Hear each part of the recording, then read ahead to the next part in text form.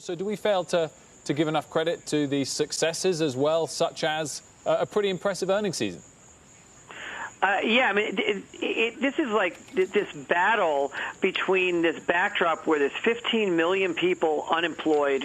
We don't have any clarity on when the virus is going to be complete. It's going to take a couple of years to get back to an economy that was at the level before the crisis, and yet the cost of capital has collapsed, and the government has really come in and put a downside under the market and is put things in the right path. And you're correct. The earnings are coming in extremely strong, and the market seems to be really encouraged by the incremental direction of the market move. Not the level, but the rate of change is all positive on the economics.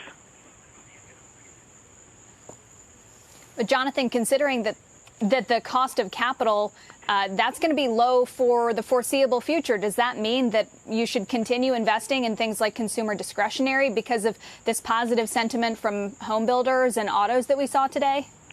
No, I think that there's a special case going on as it relates to home builders and autos and the consumer. But I think that when you see the cost of borrowing down, and that's really talking about the cost of corporate borrowing, which is how stocks are valued, this really says that long duration equities, we're talking about growth stocks, technology stocks, and companies that are really stable long-term franchises, those are the big winners. The companies that don't win in a low interest rate environment are these cyclical names, financials, industrials, mining companies.